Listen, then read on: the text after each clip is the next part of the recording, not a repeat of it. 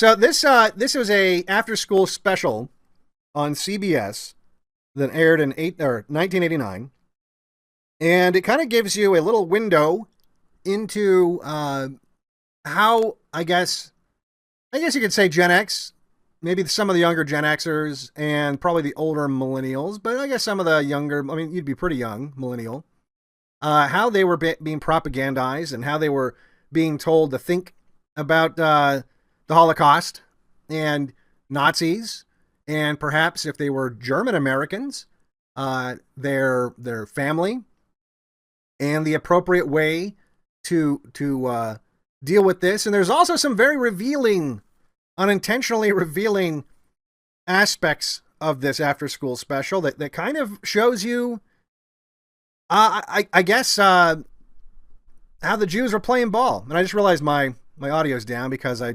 was live with the backlash yesterday, and every time I do anything, Windows decides to change my volume for me. All right, let me fix this. Now there we go. Okay, this is better. So now at least I caught it now. Instead of much later. So anyway, let's have a look at this wonderful show, A Matter of Conscience, directed by John Rubinstein. John Rubinstein. I wonder if he's related to Jack Rubinstein. There exists a very good possibility. How many Rubinsteins are rolling around these days, right? My guess is they probably are related. Good old Jack Rubinstein. People geeking out about the JFK documents. No big bombshells. In fact, a lot of the stuff you see people sharing, it's not from the new release. It's from stuff that was previously released that people are. This is what happens every time you have one of these document dumps. People start posting old shit, and no one's.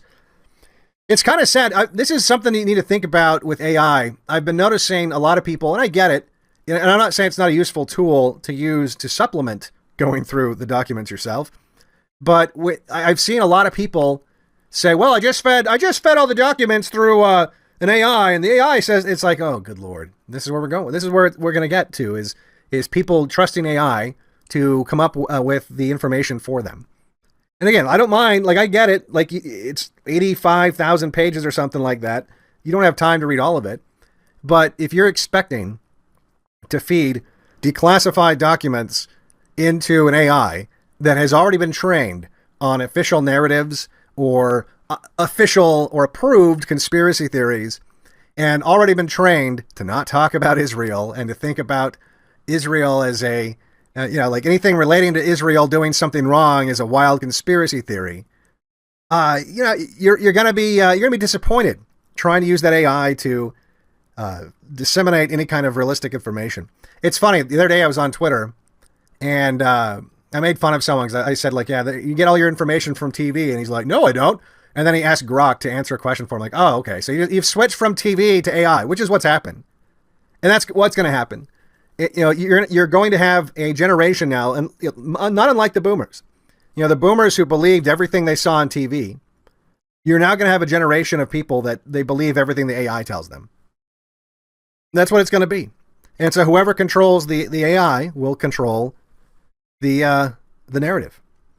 So anyway, John Rubinstein, or Stein, or whatever, directed this back in 1989. It opens up with nice, happy 80s music playing. There's an old man watering some plants, gardening. You see that he's a florist. He's putting together bouquets. And then his grandson comes rolling into the room with his Jewish girlfriend. Hi. Hey there. Oh, Joe, is that for Susan's wedding? Yeah, as a matter of fact, it is. You've always liked roses. Why wouldn't your sister? It's beautiful, really. Hey, give credit where credit is due. I supplied newspaper. Oh, wait a second. Here is the tablecloth swatch my mom wanted me to drop off to you. Ah, good. Yeah. Now we can start work on the table centerpieces. That is, if my grandson decides to come to work this afternoon. I still have 7 minutes. Listen, I have to get going. I have to pick up Grandma at the airport. don't forget about tonight, okay? I really want you to meet her before the wedding. Okay, don't worry. I'll be there. Okay. Bye. Bye. Come on, Kevin. Let's put those 7 minutes to good use. All right, German grandpa. So we all know where this is going already. So he goes home, and his dad doesn't exist because, hey, look, it's the 80s, guys. It's the 80s. Divorce is the norm. Let's go back to the 80s or 90s when everything was already all the major social revolutions already taken place, and just the effects hadn't set in yet. But anyway, so he doesn't. No father. Parents are divorced. His mom wears a power suit. Makes all the money, takes care of Nazi. Since you're a new mom and she's a new baby, it's good to know that unlike gripe water, McIlhany can be used for the newest of newborns. It can turn even a newbie into an expert. Moms who know McIlhany. German grandpa, they're all excited because they're going to, like a wedding shower for one of their family friends. In fact, I believe it's the older sister of this young man's Jewish girlfriend. And so later that evening, the mom's hanging out with the very Jewish-looking mother of this woman, and they're oohing and eyeing over some linen that she got for her daughter for their wedding. And then the Jewish girlfriend brings it to her Jewish grandmother to look at. It's beautiful, isn't it? Yes, it's very beautiful. It's from Kevin's mother. She's got good taste. Kevin's mother. It's serious with Kevin, yes? Grandma, I know that you'd rather I dated a Jewish boy. I didn't say that. I love but him, you were Grandma. thinking it. Yeah. So, good old grandma there. Everyone's in town for this wedding, the whole Jewish family. Meanwhile, back at German grandpa is trying to play chess with his grandson, but his grandson is this meat-headed retard that is super impressed with himself. He's trying to impress. I have a lot of black friends, by the way, and play football and everything. His black friend by watching sports ball with him instead of playing chess with his grandpa like a real white person. Evan, it's your move. Grandpa, we're in the last 30 seconds here. Come here, you've got to see this. Come here. Bishop to knight 6. Yeah! All right, up by 4. No way to catch us now, no way. Man, that was a squeaker. Hanson had hit that three-pointer. Basketball. Silly game.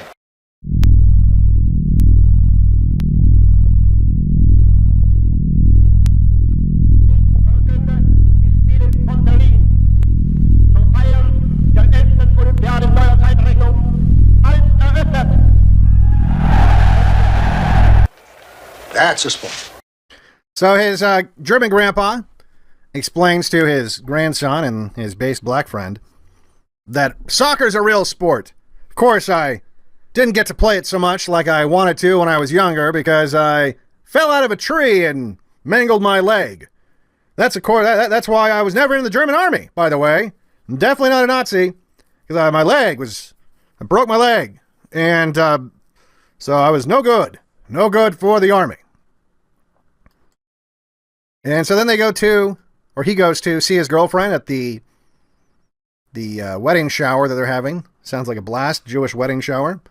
And then he noticed something about his girlfriend's grandmother. Try one of those. Thank you. He noticed that there's no way she could have baked all of those 6 million cookies in the amount of time that she said that she baked those cookies. The math just did not add. No, actually, he notices, of course, a number tattooed on her arm. And he's like, whoa. I think that means something Holocausty. So when his German grandfather comes back the next day to work at the greenhouse where they grow the flowers for the bouquets, he decides, Grandpa lived in Germany. Maybe I should ask him about all that. Grandpa? Lisa's grandmother, Mrs. Rosenberg? Yeah? I noticed she had a number tattooed on her arm. Now, doesn't that mean she was in a concentration camp or something? Oy vey. It could be. I would say so, yeah. Did you ask Lisa about it? No, I was going to, but I didn't know how to bring it up. Can I ask you something? Yeah, sure, ask. Well, we've been studying World War II in history class. And, well, everyone keeps asking the same thing. They want to know, how could it happen? How could the German people follow a maniac like Hitler? You were there then. What was going on? Well, I was not in the army, Kevin. With my leg, I was not fit for military service. I know all that, but you were there. I mean, you knew what people thought back then, what they believed in. How could they let it happen? Well, we didn't really know what was going on. I was just a boy, younger than you are now. And nobody told us what was really happening. All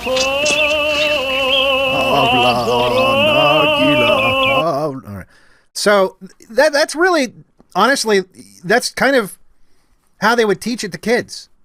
This really kind of explains to you, I think, the way people look at World War II, specifically the Nazis and Hitler and everything like that. They really did say, because it didn't make sense, right? It didn't make sense. The official story that one day these very rational, engineer-type minded people, not known for going crazy and being violent, one day, for no reason at all, they just all started listening to some madman screaming about Jews. And they were just all swept up in the charisma, and they were all closed off from the outside world. And the Nazis, in fact, this was what they were saying. We're going around burning the books so you didn't have access to. I mean, that's not what was happening, but just to give you an idea of how this was taught to kids in the 80s and 90s, they were telling kids that, yeah, it made sense to 80s and 90s kids, by the way, because this is what they told you about Russia, right? This is what they told you about the Iron Curtain. This is what they told you. All the Cold War kids were kind of used to this boogeyman existing, where there were these weird, crazy people that hated us for our freedom, and they were behind some crazy censorship wall, and they weren't allowed to get information. So in your head, you could imagine that this kind of dictatorship could take place on the other side of the world. Actually, not so far, or at least certainly closer to Moscow than to you. So this distant land called Germany, you could say, well, all right, well, I guess I could see how that could happen, because that sort of thing seems to happen over there. And they show you these clips of Hitler, and you don't speak German. So the German language already sounds like you're pissed off all the time. And so you have this guy who's yelling stuff that doesn't sound like a Romance language, certainly. It's just like, and it's funny because, to give you an idea of how little Americans understood German, there's the Hitler memes that would go around where they would subtitle that Hitler scene in, you guys remember that, like back, I'd say 15 years ago. It was like everyone would just, anything they were mad about, they would change, like, oh, Hitler's mad about, iPhone OS, the new one, or whatever, right? And it's funny because Germans will watch those memes and it doesn't make sense to them because it's, they actually understand German, or anyone who understands German. But to Americans, it's just, nonsense noises. So you watch this, they don't tell you what he's saying. It sounds really crazy because you don't know what he's saying. And you have everything around you, whether it's this after-school special, whether it's the million of other after-school specials that are basically just like this, whether it's Schindler's List, whether it's the made-for-TV miniseries called The Holocaust, which, by the way, was the first time the term the Holocaust was really widespread in America, and that didn't air until like the 1970s. Look at encyclopedias from like the 50s and 60s under Holocaust. It's not there. So by the 80s and 90s, American children especially just assumed that, oh, one day for no reason at all, this guy goes crazy, starts yelling about the Jews, and everyone just gets swept up in it and starts killing all the Jews for no reason, and I don't understand it. And so him talking to his grandpa about that is somewhat realistic. What's not realistic is the answers his grandfather gave him. Anyone that's actually talked to a German that's not the story. You don't hear the story that, oh yeah, we just didn't know any better. We were hating Jews one day because we're retarded. So anyway, it really kind of illustrates why. And look, this is boomer brain. And in fact, this is a lot of millennials and Gen Xers are boomer brained on this topic. So then they go to the Jewish wedding the next day or whenever it is. And it's so spiritual, this Jewish wedding. I want this song played at my wedding.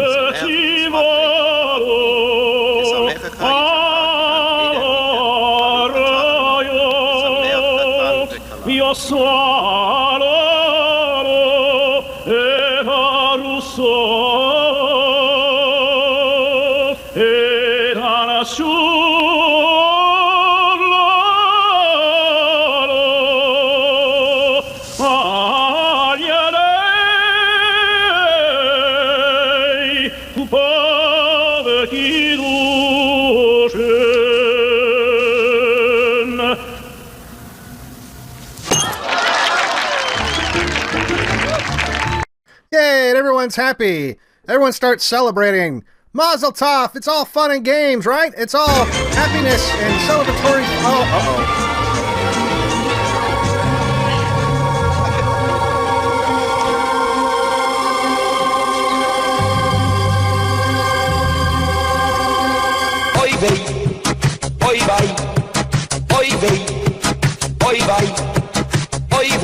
I recognize that man.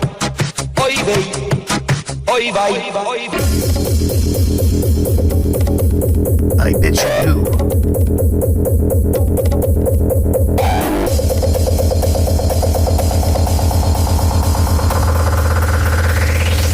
Dann tritt für mich ein, so wie ich für dich eingetreten.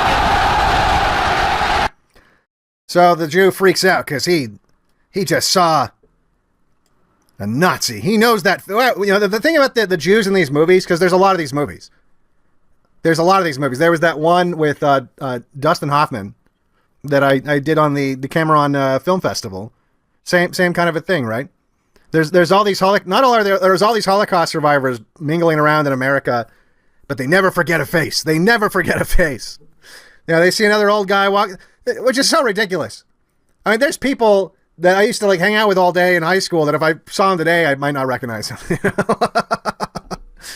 But these Jews, they're like elephants. They never forget.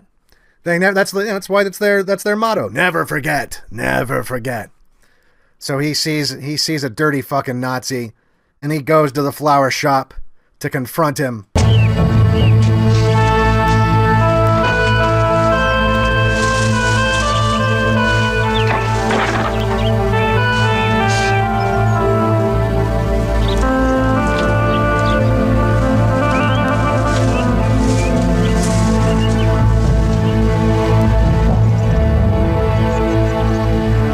Joseph Hauptmann. Oh no! He's found me out. Meanwhile, the grandson is being tempted by the Khazar milkers, hanging out with his Jewess, his Jap girlfriend.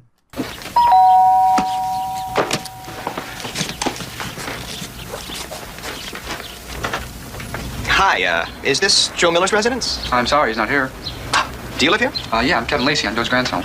Ken Turley, Daily Times. Do you mind if I ask you some questions about some of the recent allegations that have been made against your grandfather? What allegations? Is it true that Joe Miller's real name is Joseph Hauptmann, and that he's a former soldier for Hitler's SS? No. Then he denies it? Who are you? Ken Turley, Daily Times. What's this all about? Do you know a Mr. Ira Abrams? No. Well, he seems to know Mr. Miller. He claims that Joe Miller was a former member of the SS at a concentration camp in Poland. Treblinka, as a matter of fact. Well, this is outrageous. What are you talking about? My father was never even in the army, and he was certainly never at a concentration camp. Well, maybe I should come back when Mr. Miller's at home. No, don't ever come back.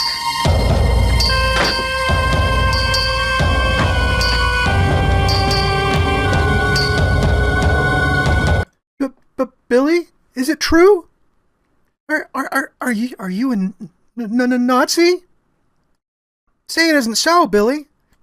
Now, the funny thing about this, and you'll see as it develops, this is kind of like the opposite character of what we saw in the Defiant Ones, especially the 80s version, where you had that slutty woman that was the temptress that represented returning to your people and prioritizing your people above, in the case of the Defiant Ones, black people.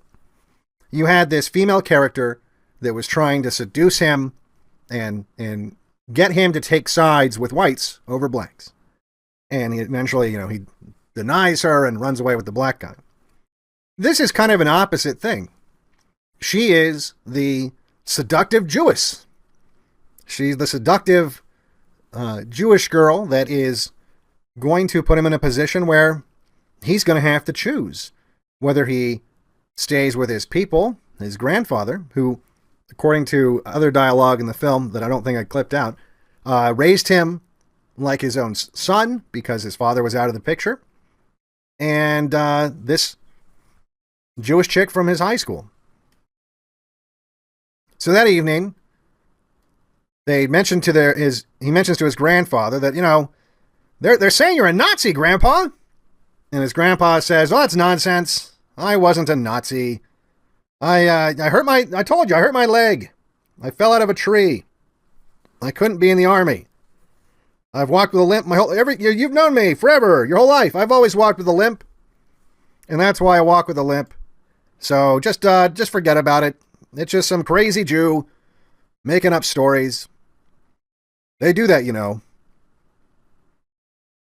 One of these days we should sit down and have a talk about this. But never mind. I'm not a Nazi." Meanwhile, the girlfriend's being a little weirded out by the whole situation, and he's really desperate to get her back. Hi. Hi, listen, I talked to my grandfather. We got this all straightened out. It's a mistake. This Abrams character thinks my grandfather's someone else, that's all. I was hoping it was something like that. Yeah, there's nothing to it. See, my grandfather has this really banged up leg. He couldn't even serve in the army, so he couldn't have been in the SS like this guy says. Besides, he could never do anything like that. See, I'm not a Nazi.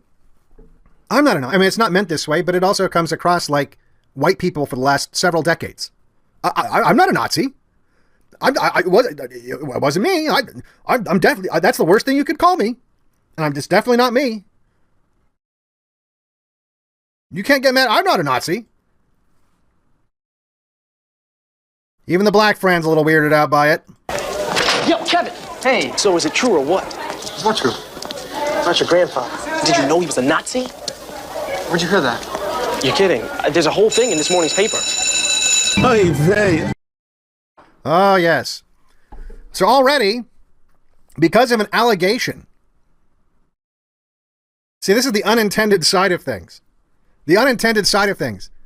That an old Jew sees some other old guy, imagines that he's a Nazi, and within like a day or two, there's an article in the local newspaper calling him a Nazi. That's a little bit odd. But word has traveled fast now. The whole town hears that there's a Nazi, the worst. It's like the devil living amongst them. He's really grossed out by it. He's trying to convince the Jewish girlfriend that this can't be true. And she's just kind of like, okay, well, hopefully it's not. Which is also kind of funny given the Jewish fetish for Nazis, that's maybe a day for another stream, or a stream for another day, rather. So then he goes back to his grandfather's greenhouse, or what are those places called? Nurseries.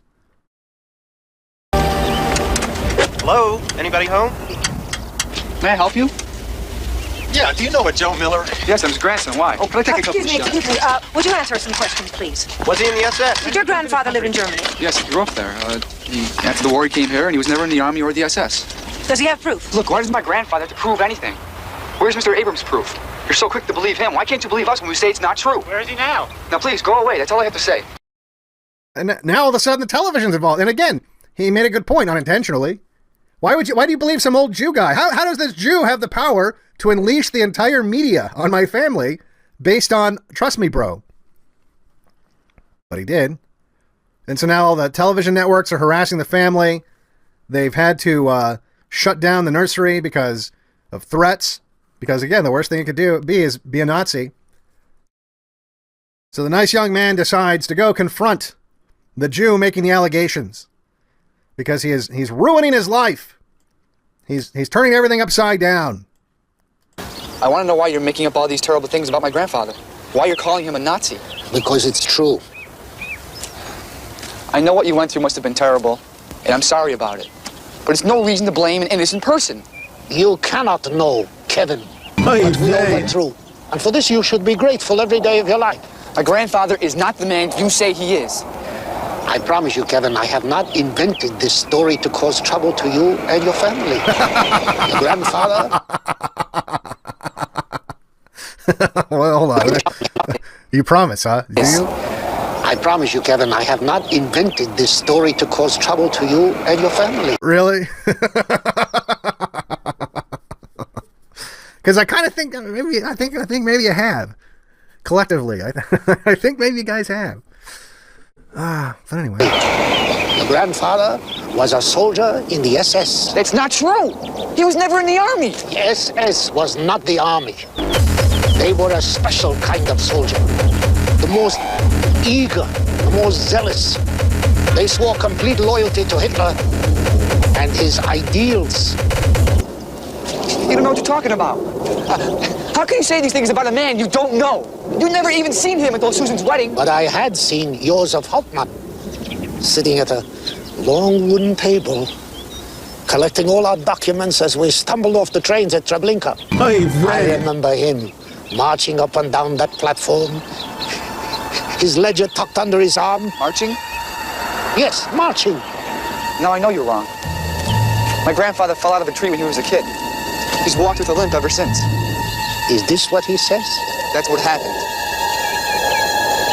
I will tell you how Josef Hauptmann got his limp. We had been loading paving stones onto a wagon. It was an icy morning. As the wagon pulled out, he slipped on the ice. He fell beneath the wheels. His leg was badly crushed. We all saw this.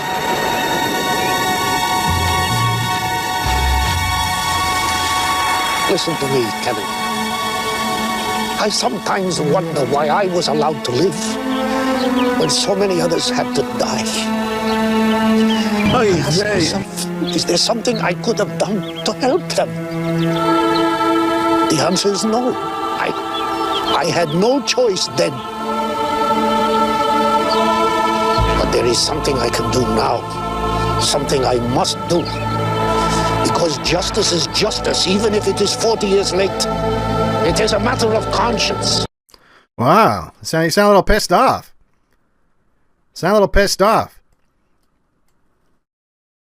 And this is a time period, too. You did have Israel literally kidnap Germans from around the world and bring them back to Israel illegally to stand trial. And, of course, you've got the case of that 90-something-year-old woman. What was her name? Just because she denied the Holocaust? She wasn't even supposedly a Nazi. Let's see. What was her name again?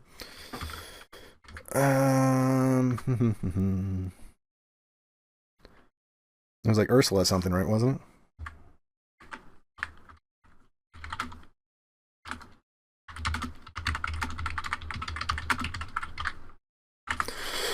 It was Ursula Haverbeck.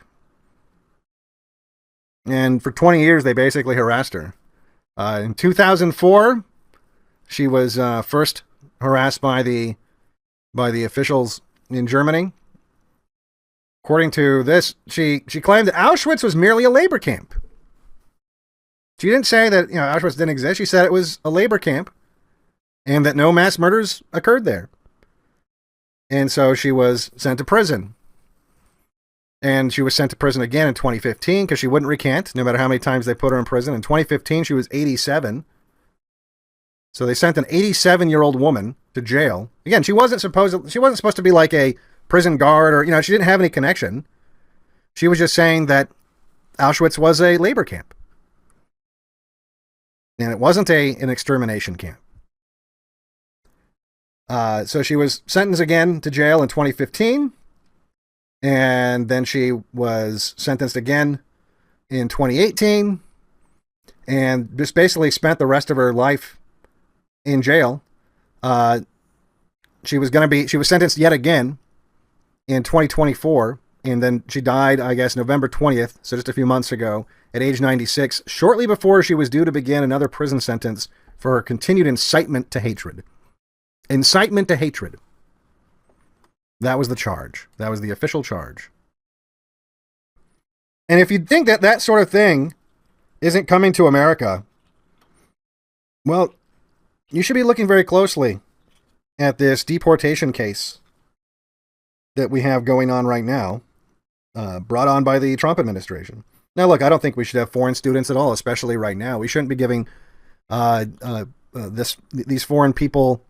This is why, by the way, this is why they get away with it. They persecute someone that you already don't like. You know, that even someone like me doesn't like and doesn't want to have here. It's the perfect setup. So that everyone, all the magatards, all the Zionists, all the neocons, and a lot of the people that think they're based are kind of just like, well, I'm not going to jump to this guy's defense because he's brown and pro-Palestine, you know? Why would I jump to his defense? Not realizing that, yeah, but eventually, if this works, if they're able to punish you for protesting against Israel in a legal way, and especially if the courts uphold this, tick-tock. Tick-fucking-tock. That shit is coming our way. And that's just the way that it is. And if look, and this ties into the JFK stuff. Why do you think that the JFK stuff was held on to for so long? You know, Ryan Dawson tweeted out that document. It's not from this document dump, it's from an older one, where the CIA marked, and this is one of the things going viral that everyone thinks is new, but it's not new, where the CIA instructed that any mention of Israel and Israeli intelligence, it be removed from the documents, or that it be redacted from all the documents. And this, I guess if there's any kind of bombshell, I guess there's a little more information about the man who was in charge of watching Lee Harvey Oswald and his connections. Well, his connections to Israeli intelligence were already known, but I guess I haven't had time. I've been burning porn all day, so I haven't had time to look into all the JFK stuff. But my understanding is there's a little more to that story that's been released, but nothing too earth-shattering. But we already know that the government cucks to Israel and to Jews, and the right more so than the left. In fact, one angle you might look at when you ask yourself, why is it that so many of the right-wing politicians, or just politicians in general, and you want to know what Israel has on them, JFK could be a big piece of that picture. JFK could be a big piece of that puzzle, because Mossad directed at the behest of Ben Gurion, or because of the hostility between him and JFK and Dimona. And look, we'll talk about this maybe another stream after more of these documents are gone, if anything comes of this. But bottom line, you have to imagine there's probably some participation by Americans, whether it's LG or Lyndon B. Johnson, which would be obviously on the Democrat side, or elements within the CIA and FBI who are right-wing people who also didn't like JFK for their own reasons. And so there might have been a kind of a decision made to go along with this Mossad operation to take out JFK, and that's a big thing that Mossad would have over a lot of powerful people who are just now starting to age out and die. Like George Bush Sr., who was there that day in Dallas, just recently died. But you're talking about very powerful people and very powerful families on both the left and the right, most likely, if not being directly involved in some way, and obviously also Israel. So it's kind of like a mutually assured destruction kind of a thing. I think obviously there's way more to it than that in terms of why, Trump specifically and just the right and left generally, why they do whatever Israel wants. But that's a big piece of the puzzle. It's kind of funny because I was watching, it flew by on my Twitter feed. Owen from Infowars, the guy who got swatted, I guess that was last night or yesterday. he was talking about the JFK release and how everyone's disappointed in it and how there were redactions and there weren't supposed, and he was running cover for Trump, because that's what Infowars has turned into, is just running cover for Trump show.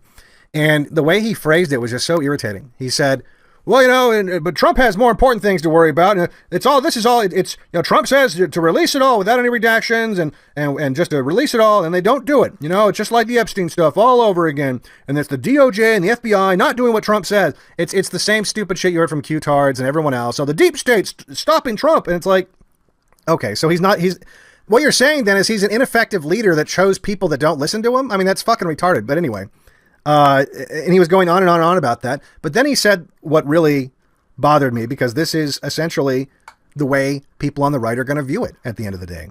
He said, well, you know, it's not a big deal anyway, because Trump's got bigger, more important things to worry about. And everyone already knows the official story with JFK isn't real. So they already get that it's messed up. So, well, it's not really a big deal. What? So you think that the value in finding out who is behind killing JFK is just knowing that the official story was bullshit, but not actually knowing the details? That doesn't make any fucking sense. I mean, I guess it makes sense if you're Infowars and you want to, for the next 30 years, keep having crackpot guests on to talk about JFK and how actually the driver shot him. Oh, actually it was, his wife shot him. Oh, actually the Chi-Coms shot him. You know, it's not important that people don't believe the official story. It's important that they understand who did it. And I guess you have to not believe the official story before you find out who did it. But I mean, come on, like as you say, no one's believed it since it happened. Anyway, but it's going to get swept under the rug. I told you guys this before, that whatever they would release wouldn't, it'd be sanitized, maybe even peppered with misinformation. It wouldn't be what they promised, because they're protecting Israel and probably some people, families rather, in America. So anyway, this Jew is like, never forget, we must punish this Nazi guy that is your grandfather, and it's a great shame to your family, and you must believe me. And so he goes back and talks to his grandpa again and says, Grandpa, that Jew seems really, really certain that you're a Nazi. And the grandpa's like, I'm not a Nazi. Do I look like a Nazi? Come on. I'm not a Nazi. I raised you from when you were just this high. Like you were just this zig high. You were this high. I'm definitely not a Nazi. So why don't you go over there and leave Grandpa alone. So he goes through his grandpa's things and he finds a document. Oh, what's this document tucked away in this metal box? Oh my God! His real name really is Joseph Hauptmann. I guess he really is a Nazi. This is horrifying. Oh, what am I gonna do? I just found out my grandpa's a Nazi. That's like finding out he's a pedophile murderer. It's the worst thing ever. And so, as any nice young American boy would do, he must confront his grandfather about this new information he has. Grandpa, I did what you suggested. I asked Lisa about her grandmother. She was in the concentration camp. The whole family died there. Kevin, let's talk about it later. It was called an extermination camp, because that's where the Nazis sent the Jews to be exterminated, like rats and roaches. Because Hitler didn't even consider them human beings. Kevin, stop it. You are Joseph Hauptmann, just like Abram said. So tell us the truth. Was you right about all the rest too? Stop it! Tell us! You were a Nazi. You knew what was going on. I believed in you. I stood up for you. You lied to me. I told him my grandfather couldn't do that, not my grandfather. How could you? Kevin, please. Mom, you lied to us. You've been lying to everybody for years. Faggot! It's all true, isn't it?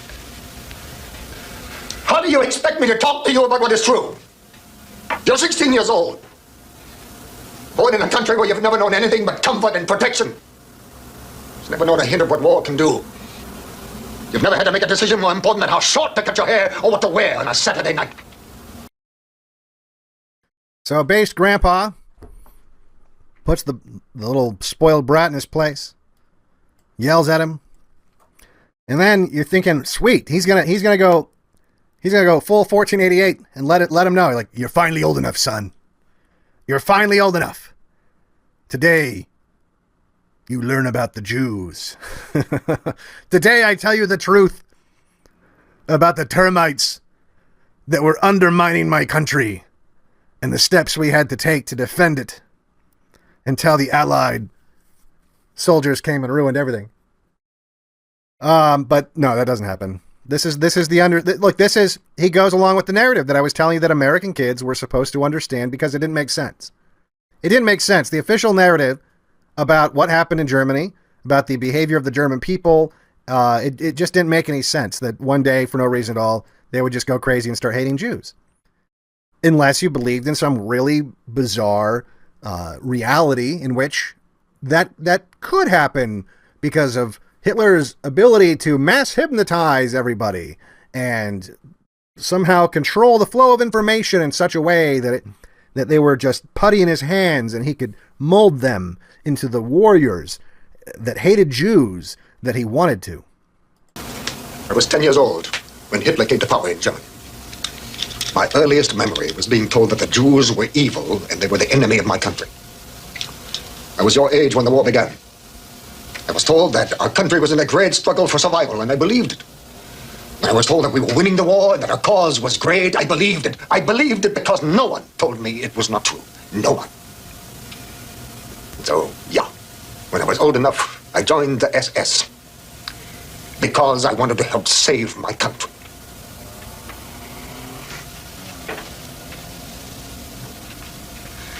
Kevin, listen to me.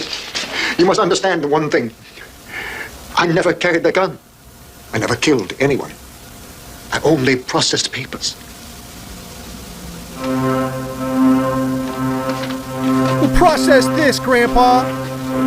I like him into the merchant meme at the end. They made him into the merchant meme at the end of his little speech there.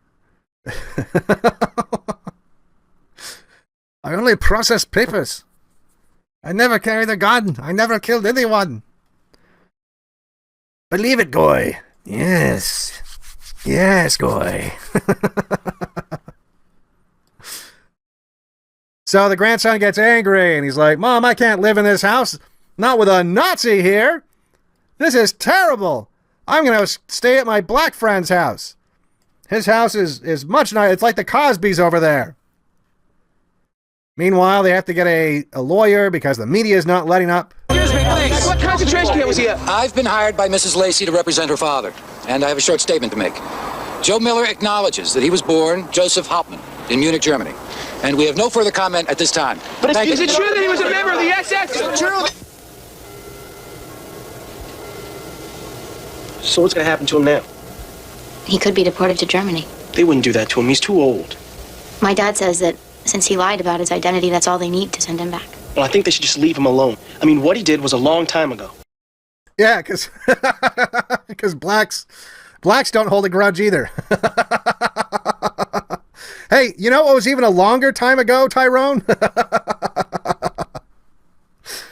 Oh, but they have the reasonable black guy that's like, come on, even if this is true.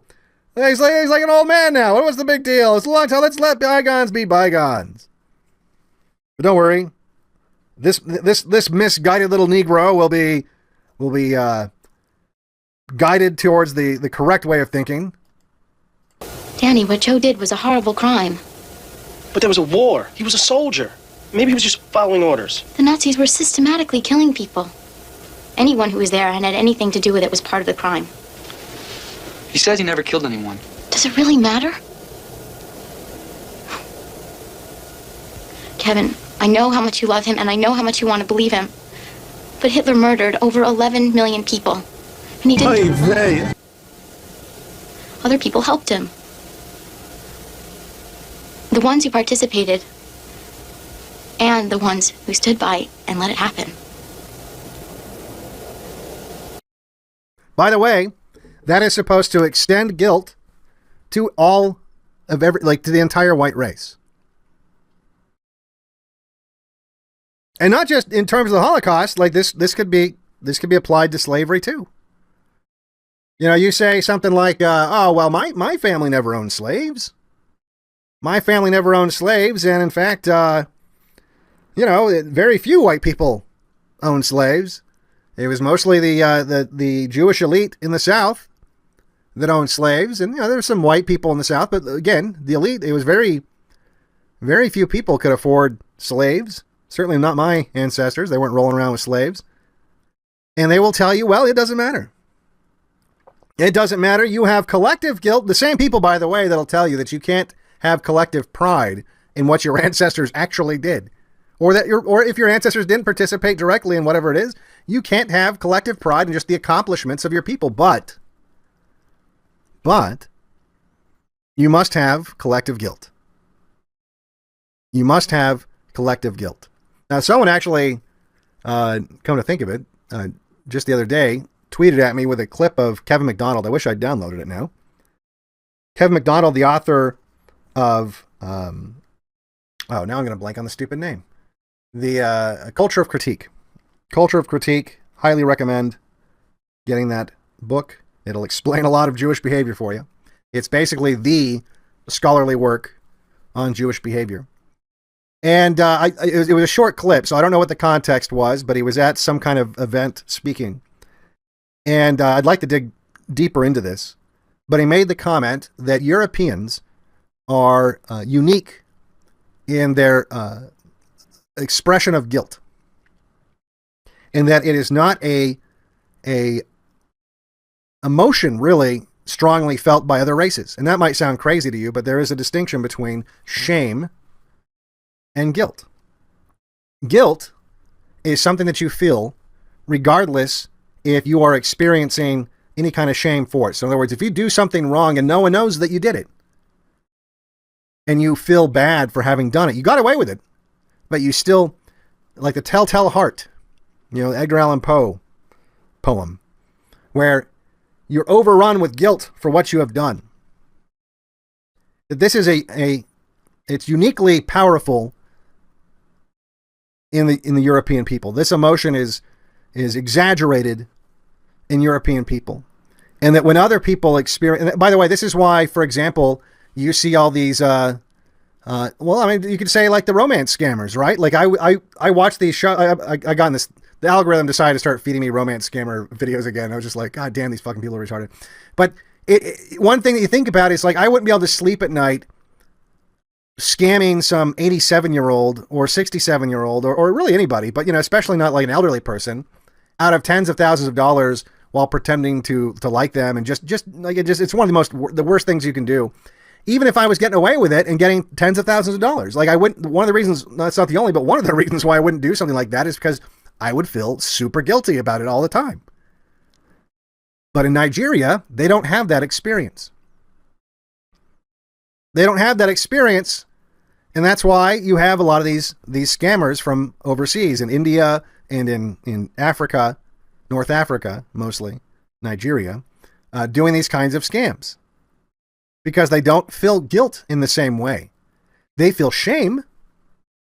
So if let's say they do something wrong, and then it's revealed to the community, and then everyone starts treating them like shit because, oh, that's the guy that, you know, scams old people or whatever it is. They'll feel shame for having been caught, but they don't experience guilt the same way European people do. Now, again, Ken McDonald is academic, and he's not the kind of person that just says these things without some sort of study or something that's indicated this. So I kind of want to go back and try to find this study and maybe expand on this later. But this is I could see how it could be true, because this is the kind of thing that happens with white people, where they don't understand or they don't see the disconnect. They don't see the disconnect between you're not allowed to have pride for all the wonderful things that your ancestors have done, but yet they take like flies to shit. They take to this guilt about the so-called crimes of their fathers. And this propaganda, that's what it's doing. to all the kids watching this after school special. No, you might love Grandpa. You might love Grandpa and great grandpa and whoever else in your family. They might seem like great people. They might have helped raise you or whatever. But if we decide that they're guilty of some crime that happened before you were born that doesn't even have any real evidence to support it, other than the allegations of some old Jew, well, then you need to basically turn away from him and treat him like the evil monster that he is. Your grandfather helped him too. Even if he never carried a gun.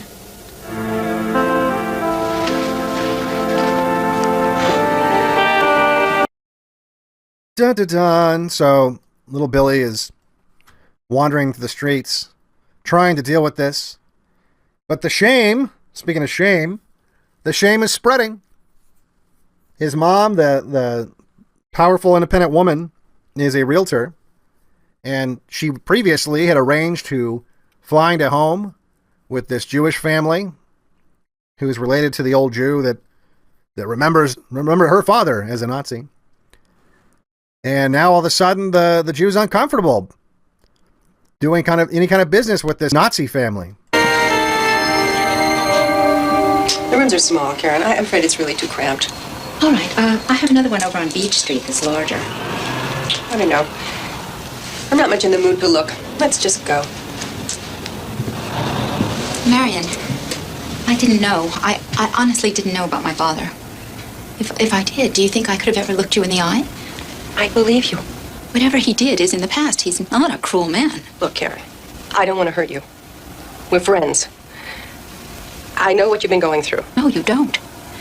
People I've known for years look at me with disgust or pity. I'm not sure which is worse. We're dying of the shame. There are worse things to die from. There are worse things to die from. Like Zyklon B. You're a monster. You're a goy monster. Your father's past can't ever be erased.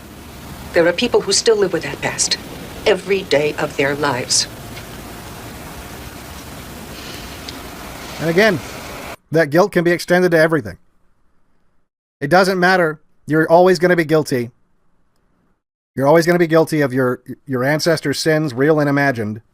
And you'll never be allowed to participate in pride for their accomplishments.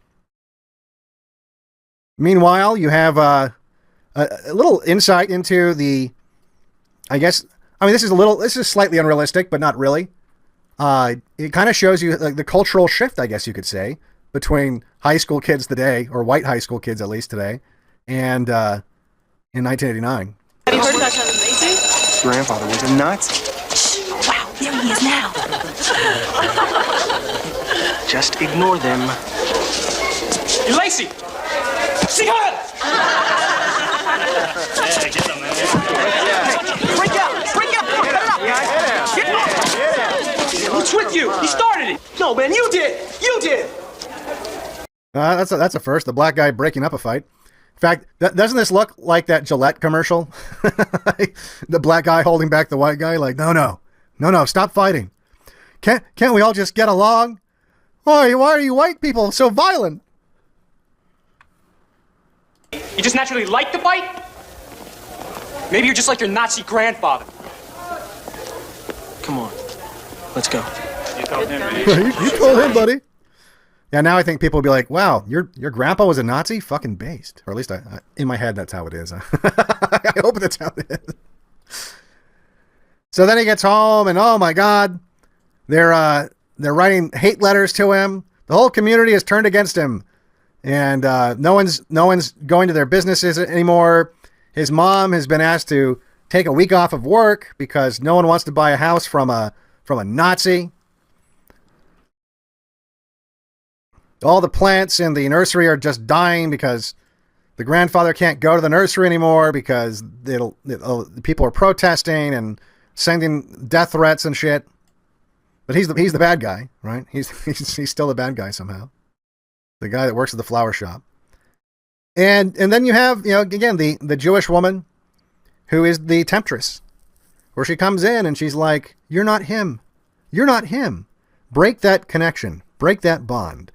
I know he raised you, but you're not him. Cease to be a part of this chain of people, this heritage. And join the 90s guys. Join the... Yeah, there's going to be this show in a few years called Seinfeld. You're going to love it.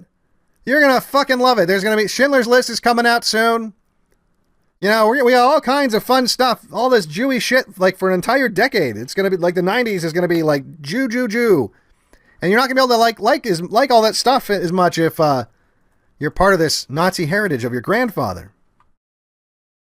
So he goes home and he's like, man... Stays up late at night researching the Holocaust. Hands up, don't shoot.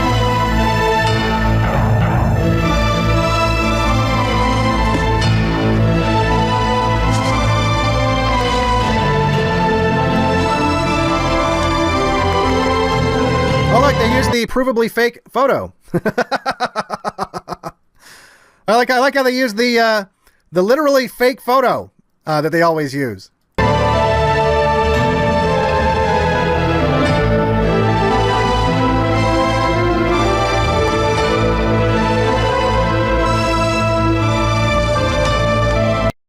And he's like, damn, I guess we are a bunch of evil fucks. I must atone for this. I guess now that I've studied the Holocaust thoroughly, I can finally face my Jewish girlfriend's grandmother with the Sharpie number written on her arm. The Germans invaded Poland, and soon our village was occupied by soldiers. They singled out the Jews right away, and we were made to wear an armband. It had a star on it, a yellow star. We wore it like a badge, proudly. Then my father was forced to close his bakery shop, and soon we were not allowed to buy food. And the only food that we actually had was what friends bought us and what we found in the garbage. It was really like the Germans wanted to starve us to death. And then one by one, our people began to disappear, and well, nobody knew where they went. And then one day they came to our house, the soldiers, and they told us that they were going to take us to a work camp and that there would be plenty to eat. And they took us down to the station and they crowded us into a freight train. A day later, we arrived at a camp called Auschwitz in Poland. There were soldiers there meeting us at the train with dogs. I was only 16. But they immediately separated the men from the women, and I could see my father and my brother march away. I remember I waved to them. See, I didn't know that it was the last time that I would wave to them. My mother was ill, so that I was holding on to my little sister. She was only 6 years old, and one of the soldiers came up and they asked me what was my occupation, and my mother answered, and she said that I was a very excellent seamstress. So they yanked my sister from my arms, and they made me stand in another line, right? And then they marched me to something that was called the sorting place. I mean, you wouldn't believe your eyes. There were piles of clothes every place, and shoes. Oh, the pile of shoes. It's always about the pile of shoes for some reason. They love talking about the piles of shoes. I was put to work right away, and there was a woman standing next to me. She was very nice. Well, I asked her what had happened to my family. And she said she thought they were dead already.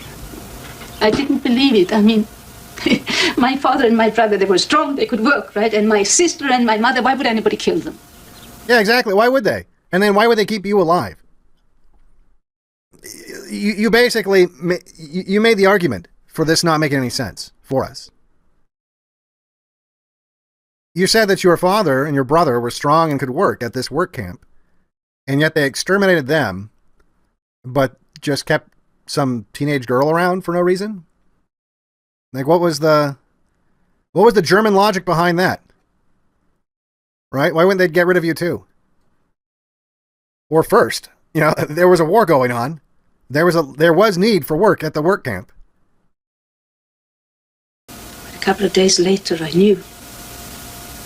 Because as I was sorting the clothes, I found my sister's dress. I knew it was hers because I had made it myself. And I knew they had decided that they had the right to kill us. And then there were just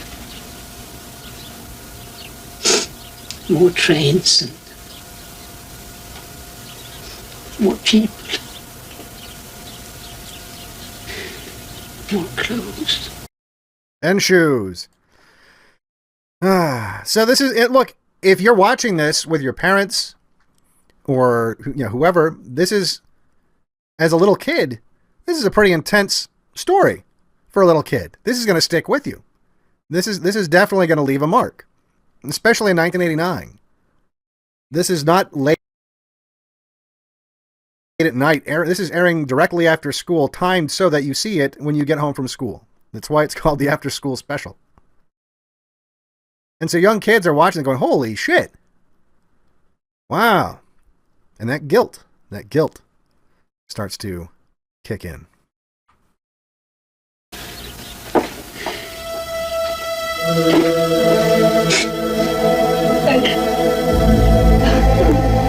There it is. There's the guilt kicking in. Little Billy.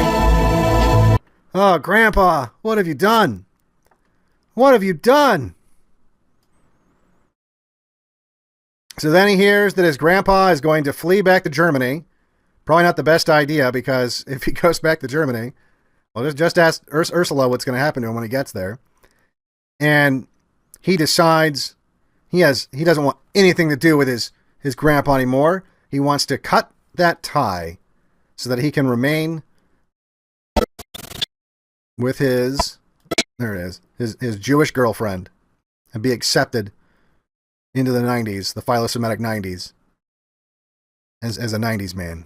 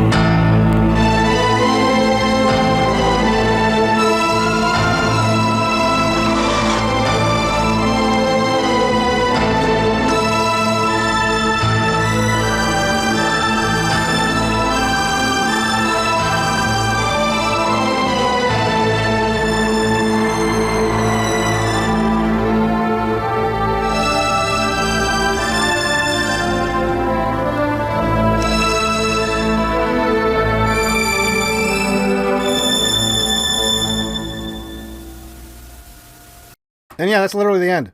That's that's the end. He just turns his back on his past and walks into the philo-Semitic 90s. A changed man. So this kind of stuff was all over the place. It really was death by a thousand cuts. I mean, you might not have seen this one growing up, but if you didn't, it didn't matter. There was like a billion shows like this all the time, constantly.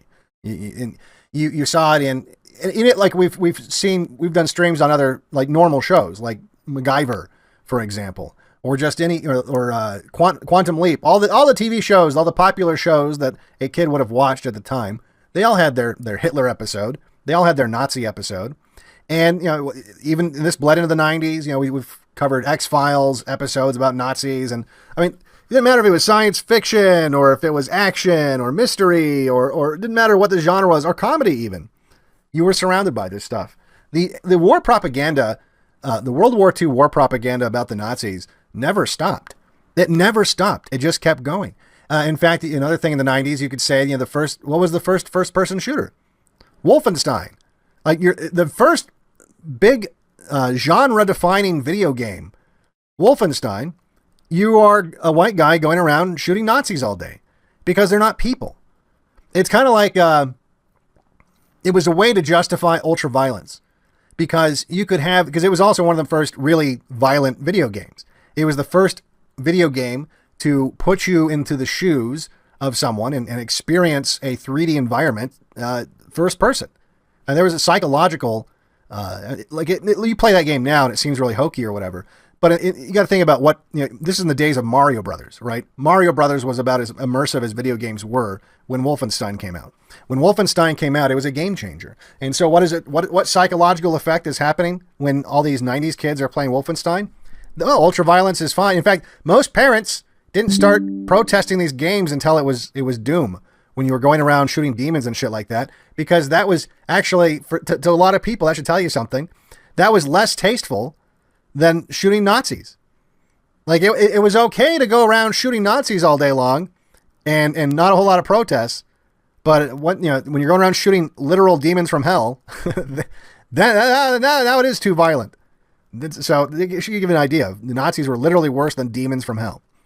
So this is also why a lot of World War II video games, a lot of first-person shooters, a lot of the early ones started out as, Battlefield started out as Battlefield 1942. That whole franchise. A lot of the games of that era were going, you were shooting you were shooting Nazis is what you were doing.